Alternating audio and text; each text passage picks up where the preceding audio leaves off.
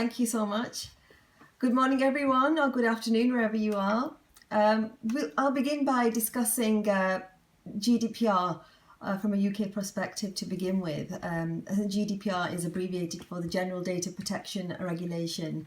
And the GDPR is the most comprehensive data protection law introduced to date, and it introduces higher fines for non-compliance and breaches. For example, infringement of GDPR for transferring personal data are subject to fines of up to $20 million or 4% of the annual global turnover, whichever is greater for larger corporations. And this can mean millions of pounds in fines. And GDPR has been designed to give people more say over what companies can do with their data. For example, companies can sell your data for financial gain, or companies like Facebook can swap access for people's data for use of their service. So GDPR is a regulation, which means it applies directly without the need for it to be turned into a law, and the regulations are binding and currently cover all EU member states, unlike directives where an EU country can decide which law to enact to reach their goal as they see fit. Now, going back into time, the GDPR was adopted by the UK law through the Data Protection Act and was brought into force to give individuals greater control of their personal data that was held or purchased by third parties, and because of advances of technology at the time. And since then, there has been an increased rise in social media platforms, and we are now living in a digital age. And more people are creating and sharing their personal data online than ever before. So, going forwards towards Brexit, following Brexit, which is likely to be at the end of the year, the UK will no longer be regulated domestically by the European GDPR rule. So instead, the UK has passed its own version known as the UK GDPR, which will come into force after Brexit, and which is essentially the same as just as adequate as the European data protection law. There are very few differences between the EU GDPR and the UK GDPR. Such as changes to key areas of law concerning national security, intelligence services and immigration, by which the regular protection of personal data can be bypassed.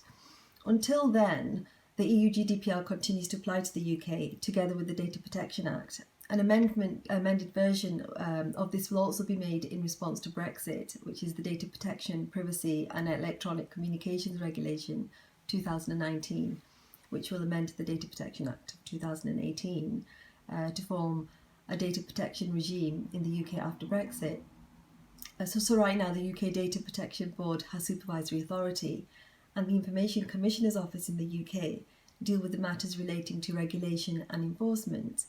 However, following Brexit, the Information Commissioner will become the regulator of UK GDPR. So, touching on what is considered personal information under GDPR, it's anything that makes you directly or indirectly identifiable, such as your race, ethnic origin, your political opinions, or data concerning your health, your national insurance number, your name, your email, your doctor's location. It's anything that another person can figure you out with, or creating a trail of information, for example, sending a text or posting on social media. And when you post on social media, you're voluntarily giving data, and it's shared by individuals included on social media. So it brings out information as to what music you like, etc. Or it can be observed data, which is personal information about your age, your interests, your employment status, your hobbies, your ethnicity, your marital status. And it's all captured by recording your actions online. Or it can be inferred data, which allows data collectors to target your interests and offer you goods and services that fit your specified shopping habits that you have. And as consumers, you may wish to opt out of this type of targeted marketing, but many people don't even know what data is being collected about them or by who. So businesses or individuals globally that are processing personal data currently of EU members must comply with GDPR. And work hard to keep data collected safe, because you want your clients or your customers to be confident that you are serious about protecting their personal information. And in line with that, companies must also be transparent as possible about the processes they have in place to store, process and protect personal data. And one way you could do this is by informing the clients and inviting the clients to write reviews and share their experiences. When you're dealing with data in relation to, for example, children, for which the age range varies across EU member states, you will need parental consent to safeguard them. This is because children are less aware of the risks and consequences of processing their personal data.